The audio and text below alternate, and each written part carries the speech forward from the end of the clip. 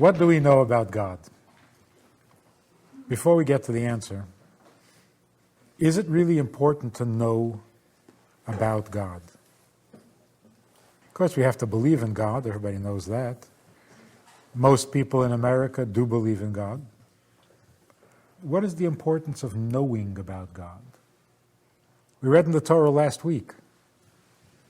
Torah is describing our not so glorious future. And Moshe tells the people that they're going to get caught up in idolatry, and they'll be scattered, they'll be thrown out of the land, and they're going to worship foreign gods. But in the Hebrew, foreign gods, which is the official translation, but in the Hebrew it says, Elohim asher lo yida'um. You will worship gods that you don't know. Now that simply means gods you never heard of before. Idols you never heard of before. But it also tells us that serving God without knowing Him is called idolatry. And so David HaMelech says to his son, initiating him into the role of king, he says to him, know the God of your fathers and serve Him with a whole heart. Know the God of your fathers. What does that mean? God of our fathers, that's the God we believe in. That's God that we inherit. He's the God of our fathers. My grandfather believes in Him. My great-grandfather believes in Him. My great-grandmother believes in Him. He is the God of the Jewish people. He's our inheritance. We inherit God from the previous generations. That's the God we believe in. We have a mitzvah to get to know the God of our fathers. It's not enough to inherit. You also have to get to know. What do we know about God? I'm talking very basic. I'm not talking about what God does and God's justice or God's judgment. Just simply God Himself. What do we know about God? Well, there are certain things that are universal. Anybody who believes in God would know the same thing. And then there are some things that are uniquely Jewish. What does everybody know? Everybody knows that God is the original existence. What do we mean when we say God? We mean that which existed before anything else. How do we come to this recognition? It's because studying the world, looking at creation, we come to the conclusion that this was not always here. Whatever it is, the planets, we find evidence that the planet did not always exist. We take a look at the characteristics or the properties, the laws of nature that govern the planet, and we realize that those laws also didn't always exist. Those behaviors didn't always exist. They were created too. And that's why we call all of it creation, because it all looks created, shows evidence of being created. Once we realize this, then we have no choice but to logically assume that there was an original being that existed before any of creation, and that it exists differently from creation. So its existence is radically different from what we call existence. The philosophers describe this as the difference between that which can exist and that which must exist. Creation exists only because it can, not because it must. It's not a religious concept, it's a philosophical concept. Existence came to be, so it is. If it hadn't come to be, it wouldn't be. So what kind of an existence does it have? It has an existence of possibility. But God's existence is different. God's existence is necessary, not possible. Which means that there can't be a time when he didn't exist. Because if there was a time that he didn't exist, we would simply be back on the road again looking for God.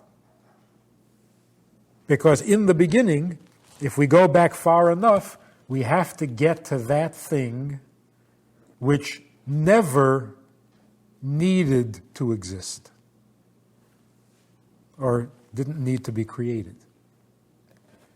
Rambam, not in his philosophy books, but in his book on halacha, on Jewish law, Rambam says that the first principle of Torah, the foundation of all foundations and the pillar of all wisdom, is to know that there was an original existence from whose existence all other existence derives.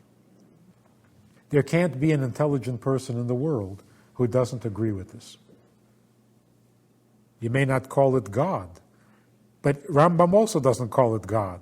Rambam says, the pillar of all knowledge is the awareness that there existed a being from whose existence all other existence derives. Nobody disagrees with that. Scientists call it primordial stuff. We call it God.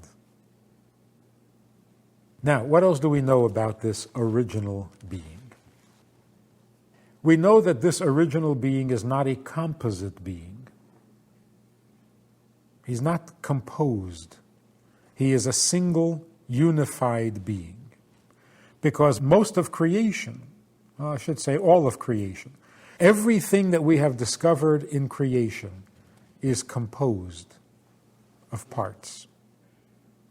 An atom, we thought, was the ultimate little object, but then we discovered that it too is composed. And you can take it apart because it was put together. And then we thought the subatomic particles are the final, ultimate little beings. And we find out, no, they're also composed. And when you compose, you can decompose. So if something is put together, if it's a composite being, it can also be taken apart. Now, what would cause a composite being? Imperfection. A thing cannot exist by itself. It exists only together with something else. So you have, let's say, the neutron and the electron. But one without the other is no good. So which one is God? Well, neither of them is God because they each need each other. So as soon as you see a composite being, you know you're not talking about God. What else do we know about God? We know that God is not governed by the laws of nature, which means God is not old. He doesn't get sick. He doesn't forget. He doesn't ignore. He's moody. But among the laws of nature that God is not subject to is time and space. God is not limited in space. And therefore we cannot say God is here or there. We say God is everywhere. But even everywhere is not a good description, because that's a description of space. But we don't have any other way of saying it. So we say God is everywhere. So how should we describe God's presence if we can't say God is everywhere? We could say God is nowhere. That would be true too. What does it mean God is nowhere? God is not restricted to any one place. He doesn't belong in any place. So you can't say God is in heaven. That's ridiculous. If God is in heaven and not on earth, then he's not God. God is not restricted in time. So past, present, and future have no bearing on God. Because if God changes, if there's a difference in God between past and present, then he is vulnerable and time is a more powerful influence than he is. So again, that would not be God. So God cannot be subject to time or space. But let's get to a really confusing question. We exist. Is that also something we can't attribute to God? We exist within time and within space. Okay, we eliminate time, we eliminate space when it comes to God. But what about existence? We know that we exist. Can we therefore use that same term to describe God? If we exist, then obviously God doesn't. Is describing God as existing, is that putting some kind of a limit on God? Some kind of definition? And would that be wrong? This leads us to an interesting observation. How did God create the world? Now we know in the Chumash, it tells us how did God create the world? He said, let there be light. But that's not how God created the world. That's how God shaped the world. Because there was a world, but it was dark. So God said, let there be light. And when the light came on, what did we see? Earth and water and air and fire and chaos. Then with the lights on, God went about organizing this mess, separating the waters, hanging the moon and the stars in the sky. He cleaned up. But what about creation itself? How did God create the world? For this, you have to look into Kabbalah. One of the things that were restricted, the things you weren't allowed to study unless you were over 40 years of age and you already mastered all other parts of Torah and had a special soul, one of the things you were not allowed to learn was what happened before God said, let there be light. You weren't allowed to ask that question or study that subject. But now that we are allowed to, let's take a look at what it says in Kabbalah about creation. In Kabbalah it says that God created the world with wisdom, b'chachma.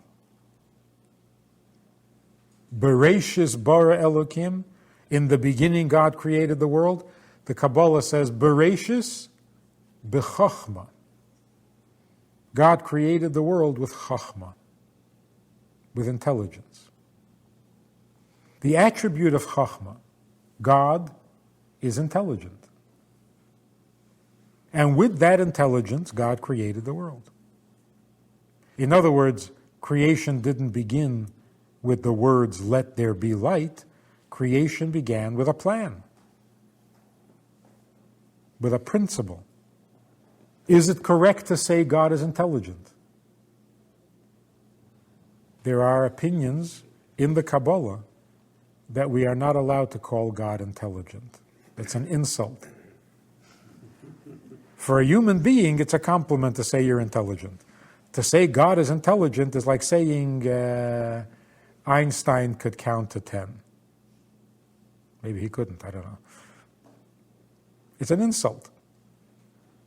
But even if we don't describe God as being intelligent, we know for a fact from Torah that God used intelligence to create the world.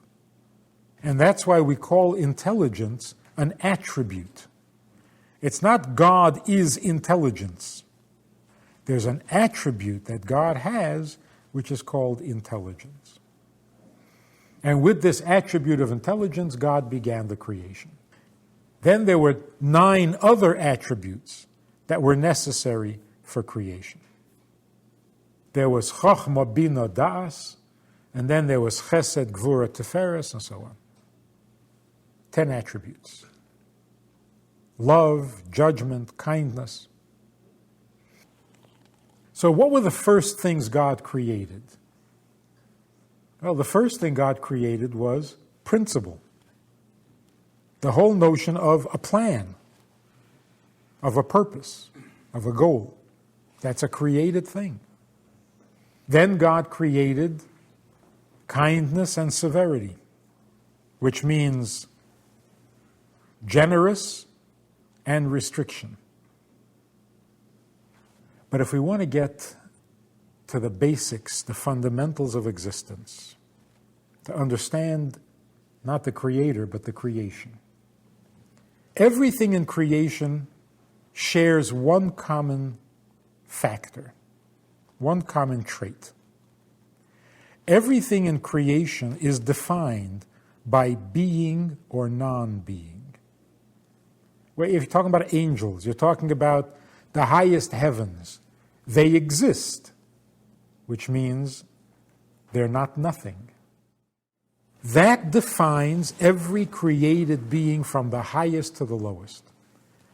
Either it is or it isn't. That governs every created being.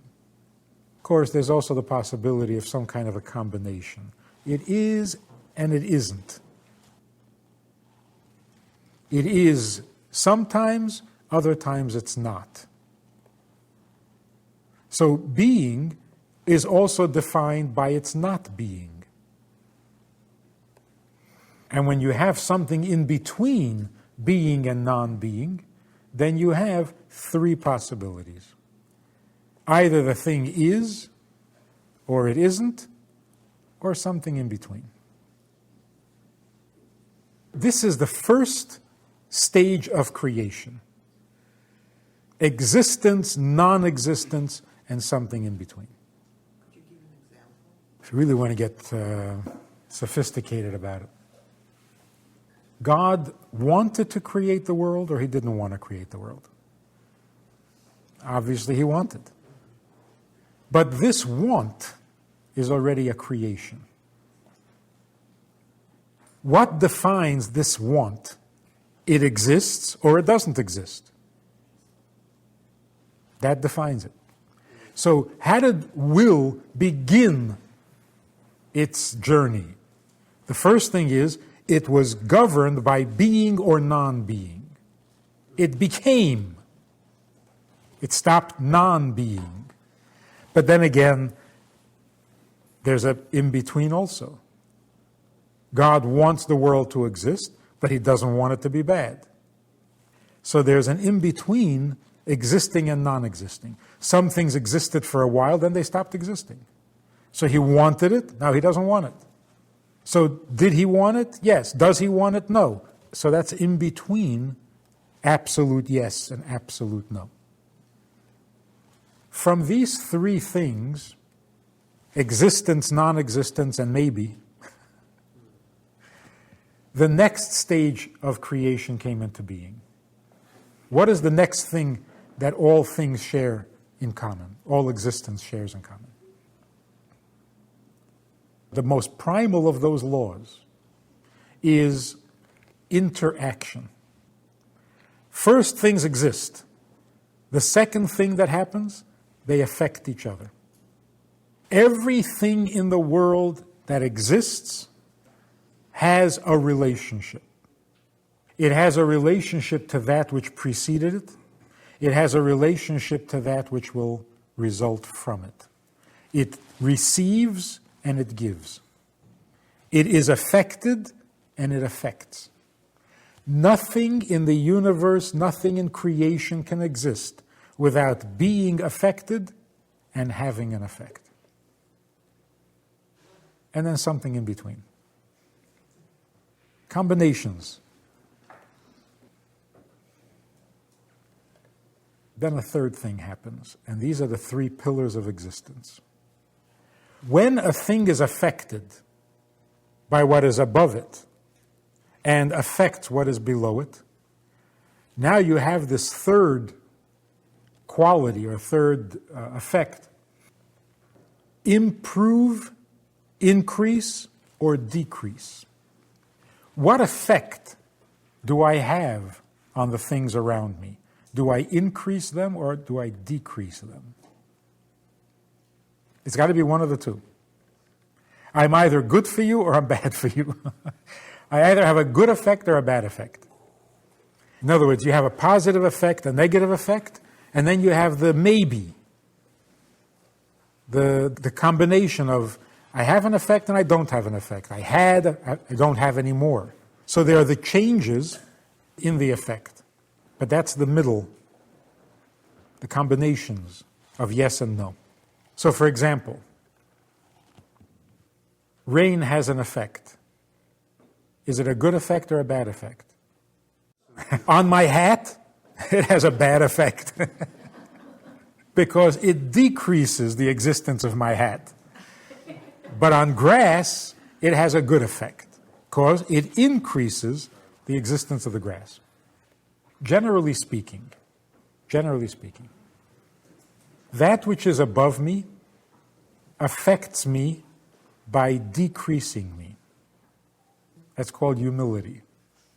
When I'm in the presence of something that affects me from above, it's bigger than me, the effect is that it humbles me, makes me feel needy. Those things that are below me make me feel big and full and greater, generally speaking. Okay, so here we have the three principles of existence. To be and not to be, to affect or to be affected, to increase or to decrease. The rest is commentary. Everything else follows from those three principles. What then is God? God is not governed by being or not being. God is not affected from above, and God does not affect that which is below him, and God does not increase or decrease. Then what are we talking about?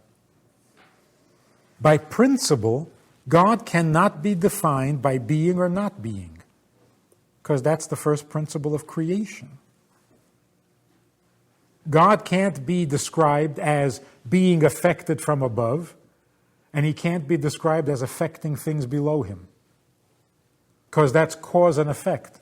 God is not subject to cause and effect. As a result, God can't be described as increasing or decreasing. Here's the punchline for today's talk.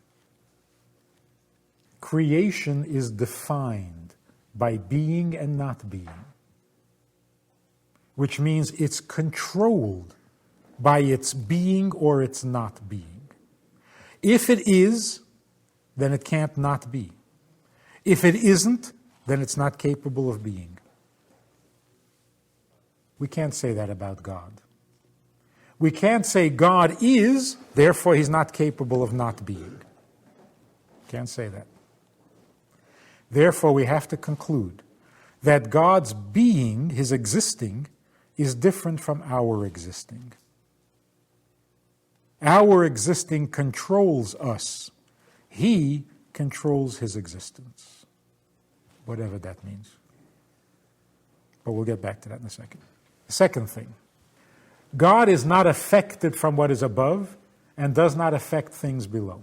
What does it mean that something affects something below? Cause and effect.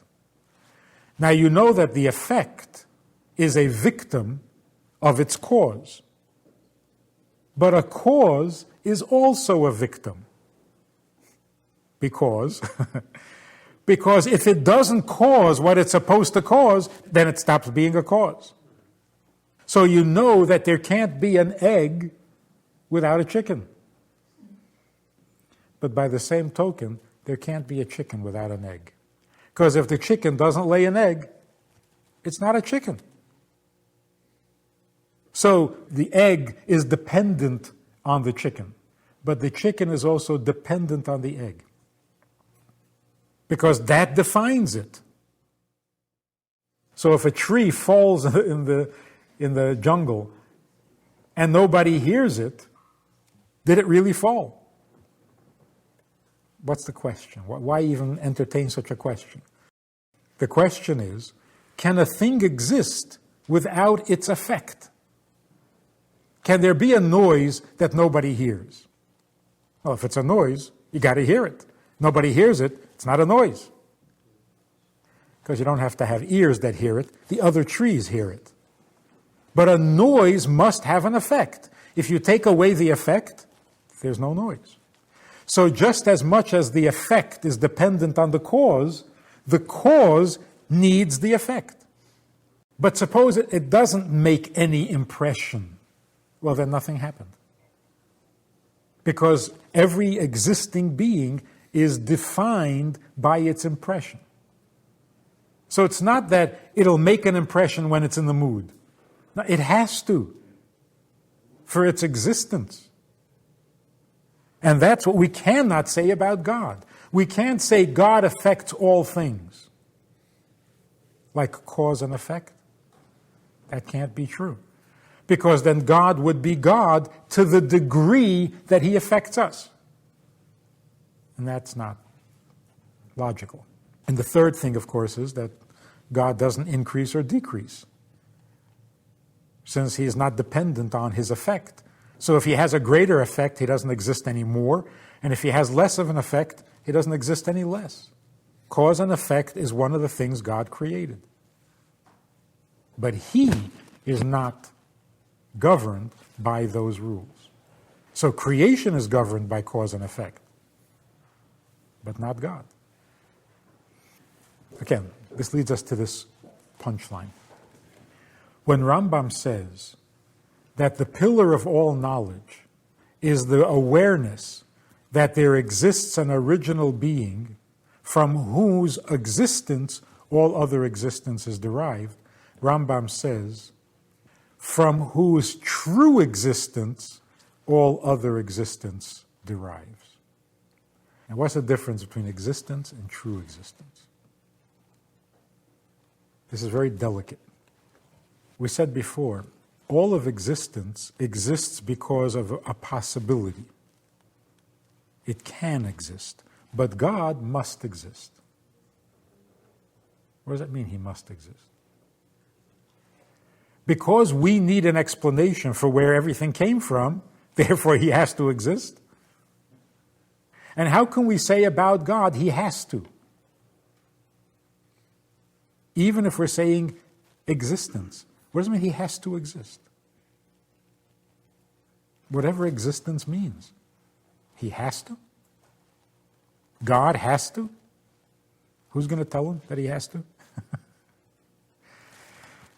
If he doesn't, who are you going to scream at? If he has to exist, then he has to have an effect. If he has to have an effect, then he increases and decreases. Then he is like his creation. So the answer to that is, God exists differently from the way we exist, and his existence is called a true existence. What makes it that way? He exists because he chooses to. That's a completely different kind of existence. And this is something we cannot sink our teeth into.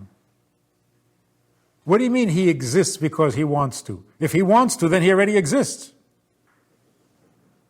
What do you mean he exists because he wants to? Who's he? What is he before he starts to exist? This is a very delicate and difficult thought because we don't have words for it. We don't mean God wants to exist. Want is a creation. What we're trying to say is God's existence is voluntary. He doesn't want, he allows himself to exist. But we have no other word for it, so we call it want. God exists because of himself, not because he has to exist. That makes sense? In other words, there are things that exist only in fact. There is a tree down the street. Why does it exist? It happens to be there. If it wouldn't be there, it would also be good. In fact, you can move it, so it won't be there anymore. So what makes that tree exist? The fact that it's there. Is there any principle in nature that says that it must be there? None. But it is there, so, okay, fine, so it's there. So what does its existence consist of? Of the ultimate fact. But there's nothing behind that fact. On the other hand, you have those things which exist not only in fact, they exist in principle. It's like that statement, if there isn't a law against it, then there ought to be. There's a principle that demands the fact, even before the fact exists. Here's an example. In principle, a father must be older than his son. Now, if you do statistics, people are into statistics. If you go around and you take a survey and you come up with a statistic, you will find that, in fact, every father is older than his son. It's a fact. So statistically, it's 100%. In 100% of the cases, fathers are older than their sons. That's a fact. But it's more than a fact. In principle, not only in fact, not only by statistic, but in principle, a father really should be older than his son. It's only right. The father has to be older than the son. So the fact that every father is older is not the result of the fact, it's the result of a principle. Now we're saying the world exists because it exists. It doesn't have to exist. But God, in principle, must exist. Because if he doesn't exist, where does everything else come from? Now we're saying that God cannot be forced to exist by principle. Then how does he exist? That's what we mean when we say God exists by himself, not alone. God's existence comes from him, not from a principle, not from a fact. That's called true existence. What does it mean to truly exist? To truly exist means your existence does not derive from anything other than you, not even from principle. This makes sense? But listen to what this does to everything else in the world. What is the problem in the world from a religious perspective? The whole problem in the world is that God wants good, and we have other opinions. We don't always want what's good. God wants what he wants, and we don't obey. We don't do what he wants. That's the problem with the world. How did we get to this mess? How is it that God creates the world, it's his plan, it's his purpose, it's his design, and nobody cooperates with him? He says, I want a world where kosher and Shabbos and mikveh and tefillin exist. Too bad. How did this happen? From our perspective, how did this happen? It's because intellectually, intelligently, we recognize and we accept and we are convinced that God exists. And that his existence is a true existence, not like ours. And that he doesn't get old and he doesn't get feeble and he doesn't have any of our weaknesses. We have one problem with God. It's universal. As soon as God says, I want you, we don't understand. We have a problem with God wanting. Nobody has a problem with God existing. He exists, fine. Our problem is that he wants. Now you can say, yeah, you see, we're so vulgar, we are so crass, that we don't care what he wants. He wants good, I want bad. That's very vulgar. And that on a low level, that's true. My want is more important to me than his want. But that's not where it begins. That's where it deteriorates to. But where does the problem begin? The problem begins not that I want something different. The problem begins, I have a hard time believing that he really wants. That's the one part of God that we all have a hard time with. We understand God is infinite, yes. We understand God is omnipotent, he can do whatever he wants, yes. We understand that God knows everything, he's omniscient. Of course, if he's God, he's God. But he wants, that doesn't sound right. That doesn't sound like God. And that's why the Buddhist God is much more appealing. Makes much more sense. He is perfect, he is wonderful, he is blissful, and he doesn't want anything. I understand that. If I were God, I wouldn't want anything. Leave me alone, I'm happy, do what you want, and that's all. Doesn't that sound more like God? So what's wrong with that? The problem is that the whole Torah is full of God saying, I want this, I want that, I hate this, I hate that. And this, we don't know how to handle this. How did God get so messed up? See, that's why, like, for example, conservative Judaism. Conservative Judaism believes in God. I'm talking about the ideologues, not the average congregant. They believe in God. They believe that God gave us a Torah. But God wants me to have separate dishes in the kitchen? Do me a favor. Don't insult God. Don't make him so petty. So here's an interesting combination. They believe that God wants, but not this. Nah, he doesn't want this. What does he want? He wants certain principles. He wants justice. Yeah, that he wants. That he wants. Why? Why would he want anything? And if he does want, then how do you know he doesn't want a fleishike soup? Huh? Dishes, right. So if he wants justice, well, as long as he's wanting already, if you can accept that he has wants, then if he tells you he wants 2 different spoons and forks, so maybe he does. He said, no, he can't want. Well, then he doesn't want justice either.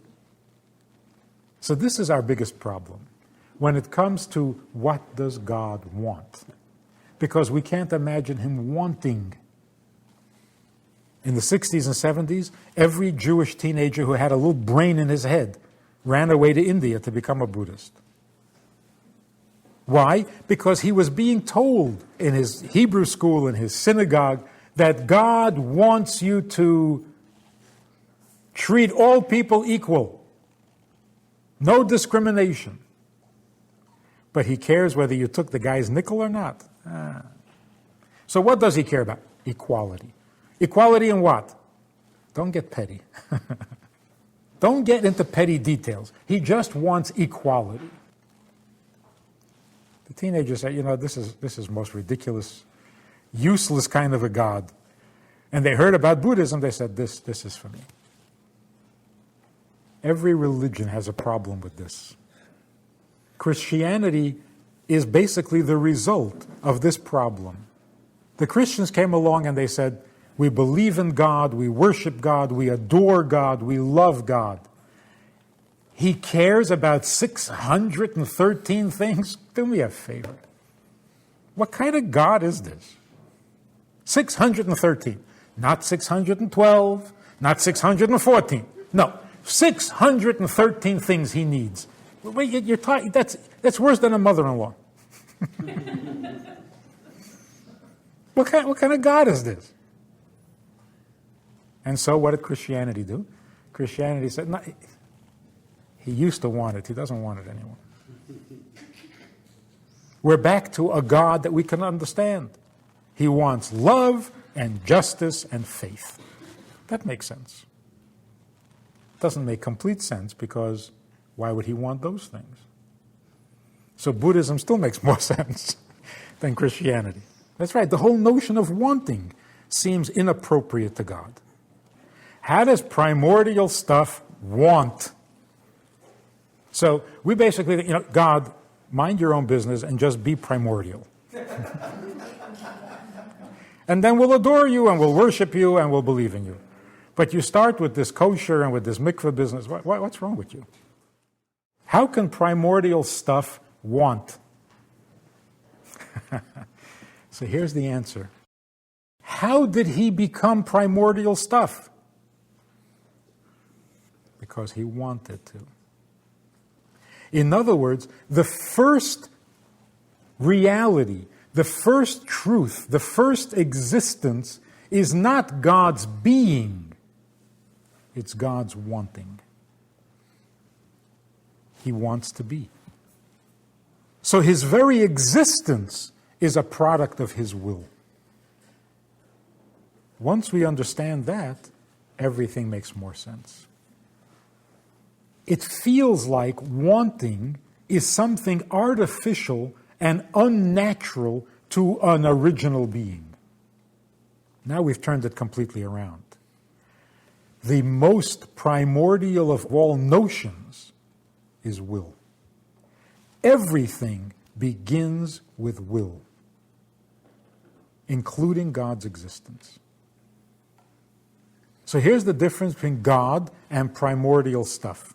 Primordial stuff has no will. Not that it has no will concerning you. It doesn't have a choice about itself. It is primordial, and that's all it could be, and that's what it has to be, and it has no choice. So how did the primordial stuff get to be primordial stuff? Don't know. Just is. But we can't say that about God. We can't say God just is. Why? Because he has to be. So if we go far enough, deep enough into God, we discover his want, not his infinity. Infinity is a byproduct. The truest aspect of God is his volition. Volition. His existence is voluntary, not forced. That's why, this explains why in Kabbalah it says that the world was created out of nothing. Out of nothing? God created the world. So what does it mean, out of nothing? It is created from something that I would not call existence. Because he doesn't exist the way I exist. I exist because I was made to exist, not voluntary. And he exists voluntary. So as far as I'm concerned, that's not existence, that's freedom. Existence is not freedom.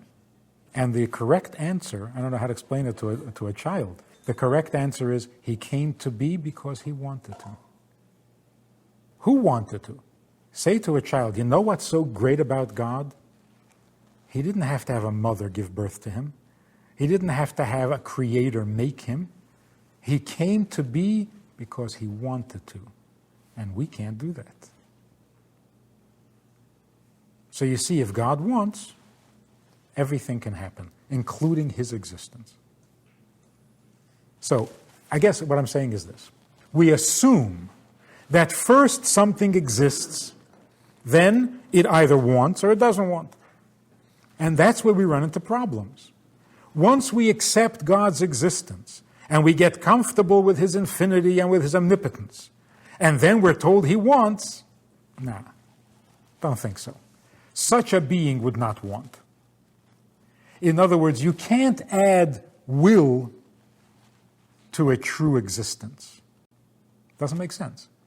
But if you start the other way, first there was a will, which brought him into existence. Why did he want to exist? Well, because he wants this and he wants that. It makes perfect sense. And physicists are now agreeing with the principle. It's not that first there's water and then it develops a habit of running downhill. No. First there is downhill. And then it turns into water. In other words, first there's the principle, then there's the existence. First there's the concept, then there's the fact, not the other way around. What is an electron? A little piece that has energy? No. It's energy that becomes a little piece. Right? This is modern physics. Modern physics says that an atom is not a little thing with which you build molecules. Atom is a behavior. When the behavior repeats often enough, it turns into an atom. We were introduced to God as, in the beginning, God said, let there be light. And 2,000 years later, he said, okay, now keep Shabbos. So, too late. Too late. We got used to you being God who says, let there be light. We love that part of you. Now you come and say, keep Shabbos. When did you think that up? Since when do you need Shabbos? But we're starting it the other way around. Why are there 7 days of the week? Because God rested on the seventh day? Why did he rest on the seventh day? Why were there 7 days? God created 7 days so that he could have a Shabbos. So God wants Shabbos not because that's how it worked out. He didn't know how long it would take. It took 6 days. Finished at 6 days. Oh, great. So Shabbos will be the seventh day. God created a world in 6 days in order to get to Shabbos because he wanted Shabbos in the first place. See, that's what it means that the beginning of creation was Chochmah. First, he wanted what he wanted. Then he created it. So, God created a lot of animals, and then he saw how the pig behaves. He says, that's disgusting, don't eat that. The pig was created not to be eaten. So, the prohibition against eating pig existed before there was a pig. See, now everything makes much more sense. God says, don't commit adultery. Everybody asks the obvious question. Look, if you don't want me to commit adultery, why do you create me with the ability to do it? God says, thou shalt not kill. Then why do I have the power to kill you? If you don't want me to kill, why do you give me the ability? Why do we ask that question? Because we assume that first we were created and we can kill each other. And God thought, no, that's not a good thing. So God said, well, yeah, I know you can kill each other, but don't. Or at least try not to. God created us with the ability to kill so that he could tell us not to. So the commandment, which means God's will, existed before creation. It's not the result of creation. It's not that when God saw people killing each other, he thought, I got to put a stop to this. And God wanted to give it an actual expression, so he created that possibility so that the principle can be carried out in action or in fact. Is there any purpose to that principle outside of what it does for him? No. Well, with murder, maybe, we have some benefits. If nobody kills me, I get to live longer. So I do get a benefit from that commandment. But the origin of the commandment is his will, not my need. So if I benefit from it, that's a perk. So when the Torah says God saw how people were behaving, he got upset. So there are two questions. First of all, you knew they were going to behave like this. So what are you getting upset? And secondly, you created them that way. Not only you knew they would, you programmed them to be selfish and so on. So what are you shocked? Those are good questions. So we have to understand those statements on a deeper level. Because in fact, the Torah says, God saw how the people were behaving and he regretted. Not only he was shocked, he changed his mind. The question is, the chicken or the egg? Does God have these emotions because we're getting on his nerves? Or does God have these emotions because that's what he chose in the first place? And because he chose to have those emotions, we get on his nerves. and he wanted to be upset. He wanted certain things to give him pleasure, and he wanted certain things to make him upset. Because he came and told us, otherwise we would never know. Because the wildest imagination would never come up with these things. We talked about this once before. Can you imagine the people standing at Mount Sinai? They just came out of Egypt. 50 days they counted because they were told God is going to come and talk to them. What did they imagine they're going to hear? If God says to you, get ready, tomorrow morning I want to talk to you, what do you think he's going to say? You see, now we know already. Now we know. If God came to me and said, I want to talk to you tomorrow, I know what he's going to talk to me about. That I should start behaving myself, because I know already what he wants. But the first time, the Jews come to Mount Sinai, and for the first time, God is going to speak to people. What did they imagine God was going to say? So God comes and says, don't eat worms. That's it? Can you imagine how disappointed they must have been? Only one kind of grasshopper. This is it? What am I going to tell my friends? They're not going to believe me. I spoke to God. What did he say? He said, don't eat worms. You see, that's why nobody could have made this up. If somebody had made up the Bible, it would be completely different. God would say, treat all people equally. Be democratic. Don't be a communist. It doesn't say that. He says, don't eat worms. You don't need God for that. My mother told me not to eat worms. And people still kill and steal and lie. But to believe that God really cares, thunder and lightning and smoke, and about what? About not eating worms. Mel Brooks, they say, were you there when they gave the 10 Commandments? He says, 11. I say, what? 11. You mean there were 11 commandments? Yeah, but one of them was canceled. Never mind. So what was the 11th commandment? No, never mind. It was canceled. It wasn't important. Yeah, but what was it? Thou shalt not squint. But they took that one away because even mothers stopped saying that. Why is that any worse than don't eat worms? Don't pick your nose in public. How would we ever know this? There's no way we could know this. The only way we could know what God wants is if he says so. But that God has want, this we have to assume. Otherwise, we don't understand God's existence, which helps a lot. Once we know that God's existence derives from want, well, then anything else he wants makes perfect sense. If we don't do that, if we start off with an omnipotent God and then reduce him down to, I'm jealous if you serve other gods, it doesn't work. The question of why would God want, can't be answered because it's not a valid question.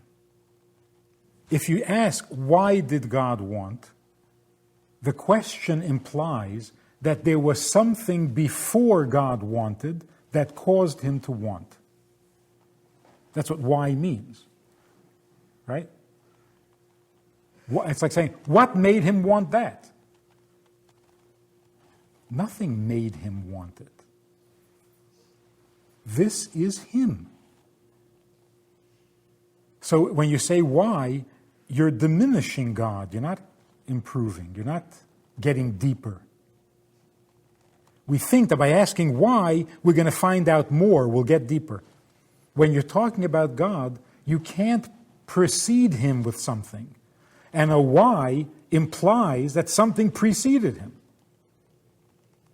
There was a need, and God came to fulfill that need. No, there was him. And this is what he wants. Why? What do you mean, why? What made him want? Nothing. This is what he wants. You can ask why about a human being. Because a human being doesn't have to have anything. You want a car? Why? You can live without a car. You want a big house? Why? You want to get married? Why? There's got to be a reason. There is a reason. But if you're talking about God, what do you mean, why? Who told you to be God? Nobody. What principle made you do this? No principle. I created principles. So you can't ask God why. It doesn't apply to God. The truth is you really can't ask a human being either. You never get an answer anyway. Why do you do that? Nobody knows. Even the best psychiatrist doesn't know why we do what we do. He can only tell you how long you've been doing it. You think you started last week. No, you started when you were 2. Oh, thank you very much. But why do I do that? It's nature. It's an illness called dysfunction. Why? We don't know why. One of the problems that most people have with the whole idea of commandments, you don't want us to do it, then why did you create it? You don't want us to eat pig, why did you create pig? You don't want us to kill, why did you create murder? The answer is to test us, to give us freedom of choice. And if you make the wrong choice, then you're punished. No decent human being should ever accept such a plan. What kind of crazy plan is that? Imagine, as a father, I place a crystal bowl on the coffee table, and I say to my children, don't break that. And if you do, you're going to be punished. Now, I don't need crystal bowls. I don't need a coffee table, and I really don't care. But I want to test my son. And I want to give him the opportunity to grow and become a mensch. That's why I'm going to punish him for breaking a crystal bowl that I really couldn't care less about. I'm a maniac. That's abuse. I should be arrested. And we're saying that that's what God does with us? He really doesn't care whether you eat pig. You can make another one. What's a big deal? So he doesn't care if you eat it, but he wanted to test you and discipline you. So if you do eat from the pig, he'll punish you. This is horrendous. It's a nightmare. And yet, the average person will tell you this. The commandments exist before we do. So they don't exist in response to us, either our needs or our benefits. You can ask, if God wants us to do the commandments, why doesn't he show us the consequences? Why can't we see what this mitzvah does for him? Let us see, then we would do it. The answer to that is, no, thank you very much. If you see the consequences, you'll do it because of the consequences. And God is saying, do it because of me. Which is very much like you ask your husband to do something, he says, why? Why? Never mind. I'm asking you to do it for me.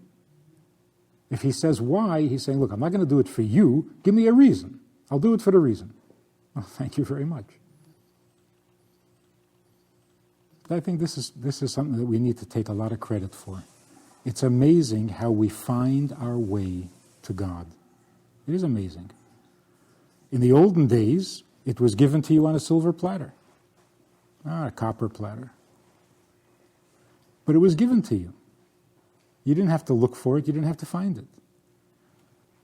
Sometimes it wasn't even given, it was shoved down your throat. But the way we find our way to God today, that's absolutely amazing. It's like a homing instinct that we have. That in spite of what we're taught or not taught, in spite of all the misinformation, we somehow manage to get back to him. It's an amazing thing. And that's to our credit.